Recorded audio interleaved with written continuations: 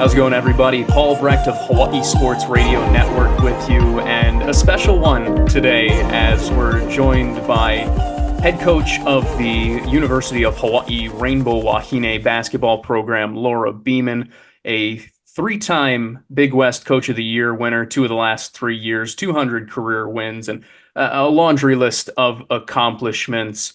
And really lucky to talk with her today. Coach, how you doing? How you feeling? Thanks so much for joining us today.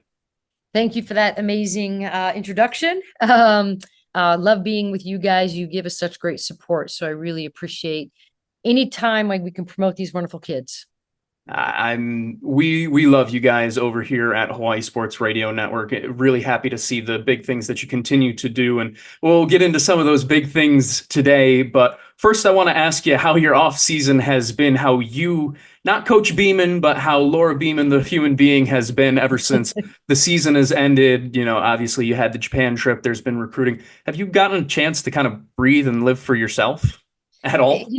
It's always nice just to have little staycations in Hawaii, whether it's at home or just someplace kind of off the beaten path a little bit, put my toes in the sand, a little bit of water time. Love to get on my stand up and really just like to spend time with family, the dogs, the cats. And I'm fortunate to love where I live and have a little bit of that privacy. So it's just been nice to be able to take the deep breath and besides getting my toes in the sands, get a little dirty around the house, do some yard work and little touch ups here and there. I love to do things around the house.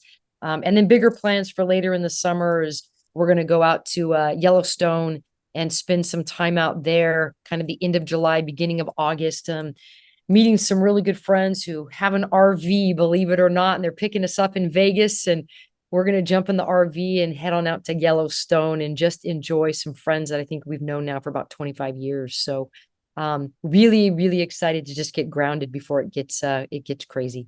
It sounds like it'll be a nice time to kind of reset and get back Yes. to some roots before, like you said, it can be a crazy time. And we almost kind of got a taste of that crazy time in this off season. And by we, I mean Hawaii fans. You lived through it along with the team. You guys went over to Japan, an international trip that was, I'm sure, life-changing for many of the young women on your team, and just in general, a really nice experience. I want to chat a little bit about that first, about the experiences off the court, about what you guys were able to do as a team together and experience in the Japanese culture, because I know that was something that you had talked about being excited for your team to experience on the way over.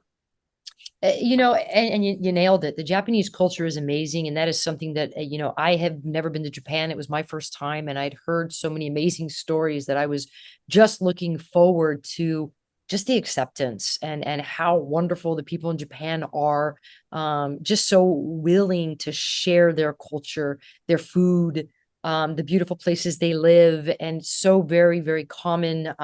I don't know if common's the right word. I guess it's so familiar, to how it is here in Hawaii. And, we just about did everything as a team. There were only a couple nights where the staff and the team weren't together. We did a couple staff nights with some of the boosters that came with us and had dinners with them and just did some things that we thought kids wouldn't want to do. And so we took off and did our thing. But other than that, I mean, we did boat rides, we did the sky tree, we did the bamboo forest, we did the deer park, we did, I mean, you name it. We did a baseball game. We tried to put as much stuff in this itinerary as we possibly could so the kids could get just an amazing experience of so many different things in Japan. The biggest thing for me was watching the reactions of the players when they went and did something new and just seeing like little kids, right, opening up a present every time. They're like, oh my gosh, coach, this is amazing. And look at that and see this and smell this and taste this and all the different markets. And so I don't know if there was anything that we did off the court that just wasn't fabulous, quite honestly. Going back to Japan as a family is something that we're going to do, just to share that experience. So I really, there's not one thing that I think stood out from the rest as far as a group. For me personally, I love the bamboo forest. I love the serenity, how tranquil it was, the beauty. And so, yeah, it was just everything we did as a group was just amazing. And the kids represented the state and the university so well. I could not be more proud of them. That's all you can ever ask for with those international trips as well, especially because they can be such great learning experiences. Sounds like, as somebody who wants to visit Japan, I'll have to chat with you a little bit off Oh, air about the things to do.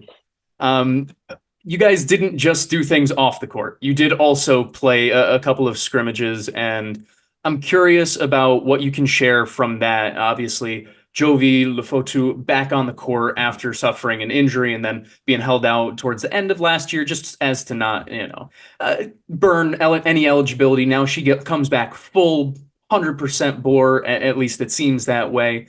Curious about how she looked. You had three of the new pieces that will join the squad this year, join you ahead of the Japan trip and come along with you. Hoping you could chat a little bit about what you saw from them as well in Danny Kujovic, Rebecca Moores, and Ratoria Tamilo. And then finally, just kind of what it was like going against the Japanese competition and how maybe the game might be a little bit different, or is it different? oh, it's very different. FIBA rules allow for a lot more physicality. The game is played much faster, shorter shot clock, less time to get it across half court. And quite honestly, we were not in basketball shape. That was not the goal of the trip. It was something we wanted to do to show the kids and have the kids experience just the different style of play and what that's going to feel like if they go pro. And we wanted to show our style of basketball to the Japanese youth and fans out there too, because we know we have a lot of people that love what we do. And so to go out there and represent, I thought it was fantastic. I wish we would have been in better shape, but that wasn't the goal of the trip. I do think the kids really enjoyed, though, the physicality and the pace. And I think the thing for me, and when I brought it to the girls' attention, was absolutely how much the Japanese player celebrated each other and celebrated the game. There was never a moment of getting frustrated and getting down and getting mad. They were just happy to be on the court playing basketball and being out there against us, being out there with their teammates. And that was something that I hope will be contagious with our group, was just that level of appreciation that they had for the game of basketball, which at times I think is really lost, particularly here in America, because we just can go out and play whenever and however we want to play. So that was really fun. And then, yeah, seeing Joey back on the court, seeing our three new players on the court. I think Rebecca had like one practice with us. Victoria might have had four. And then I think Danny may have had 8 to 10. And we were only allowed 10. And so to have those young women get on the court and just say, hey, let's, throw it out there and see kind of what sticks, and really trusting us as a coaching staff and their teammates to get out and have a good time. Jovi looked amazing. I think giving her the entire year off after the injury and not rushing her back was what she needed for confidence and just, the physicality of the game. I'm glad we did it the way we did it. And then to give her that dress rehearsal in Japan was really fun. She controls the ball well. She controls tempo well.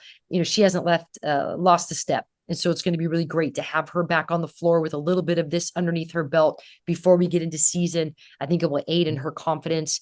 And then the incoming kids, they're going to challenge our returners. They shoot the ball well. They defend. They've got size. They've got length. They have great attitudes. They fit right in with our, open system, on ball screens, using screens, driving kick, demanding the ball inside. Ratoria at 6'4", 6'5", she's going to be a handful with the way she finishes around the rim and can play at the rim. And so we were really impressed, less with their skill, although that was really exciting, and more with just how they fit in with the girls and the attitude and the effort and celebration of each other, because that's really what it's about in these kind of experiences.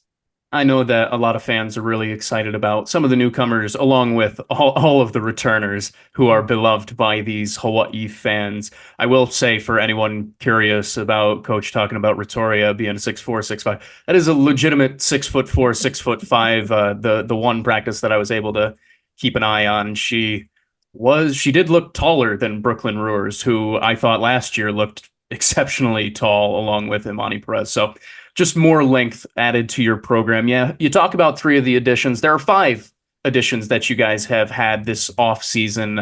2 more announced semi-recently, in terms of one more first-year player from Australia with ties to Samoa, and then also a transfer from Portland State who has ties to Maui.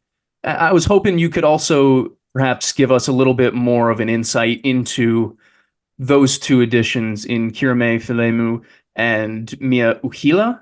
And if both of Yeah. those are wrong, please correct me. They're so new, I can't tell you if they're wrong. How's that? So sounded good to me. Sounded good to me. The interesting thing is we were not able to get them on the trip with us. Timing did not work. Kira May was playing for the Samoan national team and was in China, and just trying to get Mia over here. Just timely there on the quarter system, something that we just couldn't do, and we didn't want to make their lives any more stressful that it was going to be than moving across the ocean and getting them here was going to be. So they've joined us now this week. They're in classes. They're on the court. We're excited for both of them. Kira May being a true freshman, she's going to have a learning curve, but we're excited about her size, her skill level, her international experience.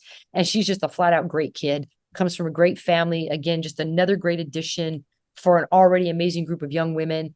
And then to bring Mia home for her final year. I'll tell you, when she committed, I don't know who had the bigger lump in their throat, me or her. Me that we were able to bring a young woman back home to Hawaii, and her because this is where she wants to play in front of her grandma and her other family members that are here.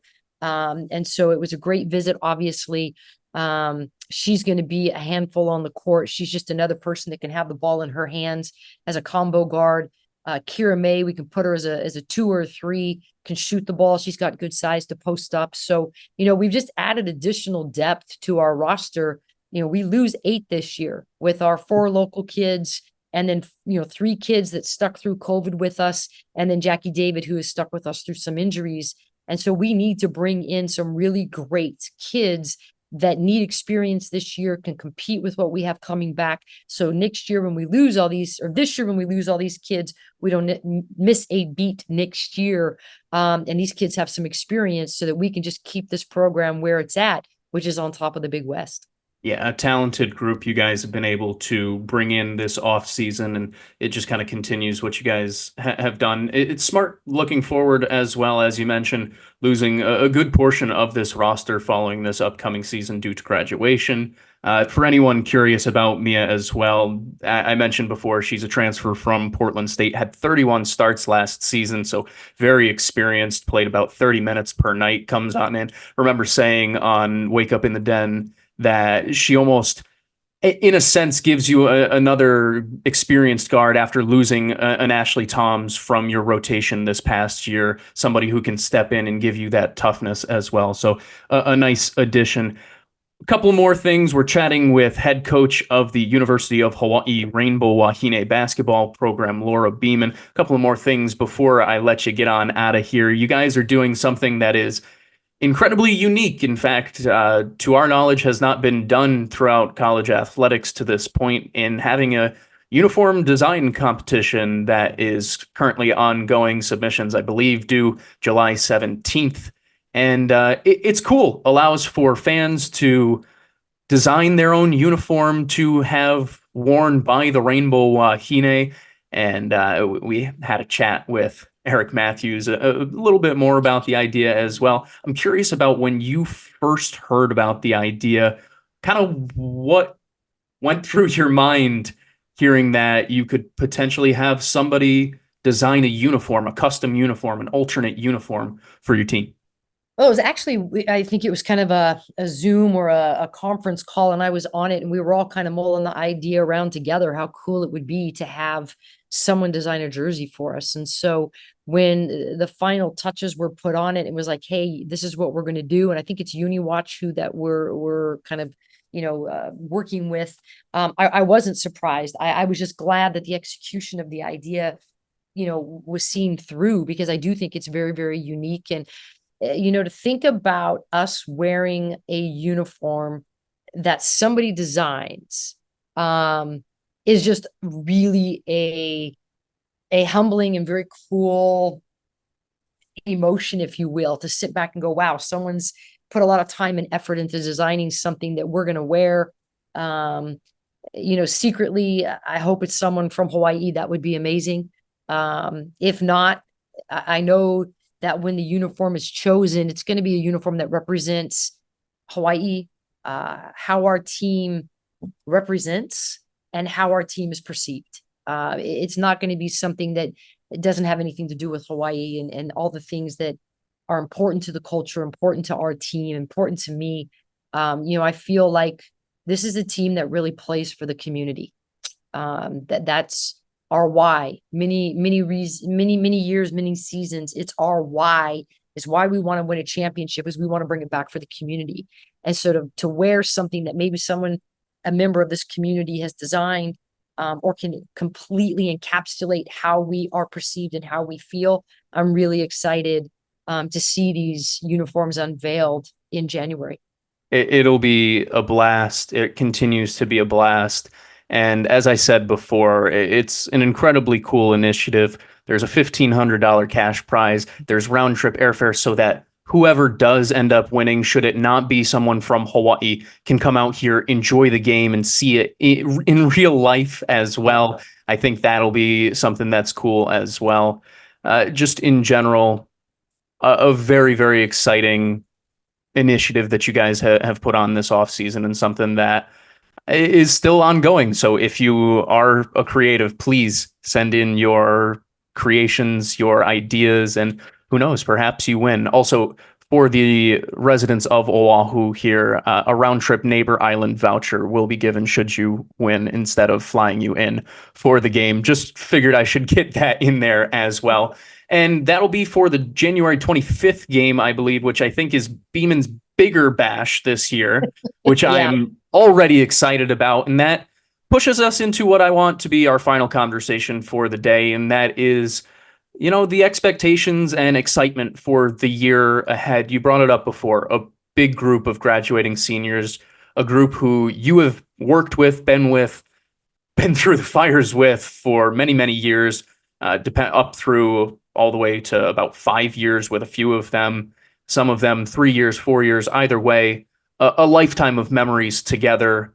And 8 players, whether it be Deja Phillips, Lily Wahine Kapu, Melani McBee, you have Jackie David, who comes in along with Kelsey Imai, Brooklyn Ruers, a transfer from last year, Hallie Birdsong, someone who is beloved, and we have a piece up on our website about as well. And then Mia, of course, added on to that group. When it comes to this year, Coach, your excitement, your expectations for this group, this team, and just another year at the helm of the University of Hawai'i Rainbow Wahine program. Yeah, I mean, it's as excited as I am about the start of the season. We need time, obviously. I'm also not looking forward to senior night, but I'm looking forward to senior night. You don't go through a pandemic with somebody very often. And 3 of these kids, we were testing them and driving them to the hospitals and delivering food and seeing them in some of their lowest and their darkest moments of uncertainty. And, you have a chance to win another championship and your season gets cut out from underneath you. And, in the big picture, it was a very little thing, right? Sports weren't what was the issue during the pandemic. It was people's lives. And we knew that. Trying to get a 17, 18, 19-year-old to wrap their brain around this is going to be a blip on the radar and you're going to look back at it as an experience. And having your season canceled will be something that you can't get back, but it's going to be a different set of memories. Very hard to get kids to understand that and not want to leave, particularly when you're on an island and your regulations are very different than the rest of the country and you're not able to see the people that you love and you're worried about them. So going through those experiences with Deja and Melani and Kelsey, those were pretty impactful for all of us. And having those kids, ride or die, right? Ride or die. They stuck it through. And being able to share those experiences with now kids that have transferred in like Brooklyn Ruers and Mia and, Jackie and Hallie sticking around for 4 years in the time of the NC2A, that just doesn't happen anymore. And to have the longevity that some of these players have had within our program, I think speaks to the way we run this program, that we love our kids. They're more than just basketball players. They're family. And when they leave this program, I don't want their identities to be, I'm a basketball player. I want it to be that I'm a really empowered, strong young woman and I've learned a lot and I'm ready to pay it forward. And if we can get these 8 women to have that experience here where they're going to pay it forward and give back, man, that's why I'm in this. Let me tell you, that's why I'm in this. We've been doing YIP camp now. This will be our 3rd year. And that's what that camp is about for young women across the state of Hawaii, is changing their lives and giving them hope and giving them an opportunity to see things they've never seen. And who better to teach those lessons than our players who've learned those things. And so these 8 kids that are leaving, they've laid a foundation that I hope they can share and teach and kind of live for these incoming kids. So these incoming kids will want to be here for 4 years, and they'll want to pay it forward, and they'll want to be the next YIP camp leaders, and they'll want to do all the things for the state of Hawaii that these young women have done. They always say, "Oh, coach, you've changed my life," but I disagree. We've changed each other's lives, and I'm very fortunate to have had them in my life and learn lessons from them. It's made me a better coach. It's made me a better person. It's made me a better mom. It's made me a better partner. It's made me a better everything to watch what these kids have endured. And so if you're thinking about what to do this year during basketball season, whether you're watching it on TV or can come out and support us, I hope you'll give this group a look.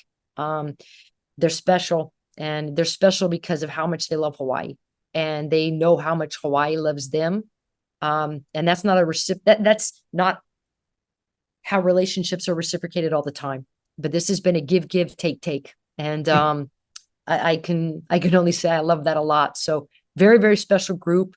And I'm glad that they have been with me for almost half my career here, and have contributed to a lot of the wins that this program has had.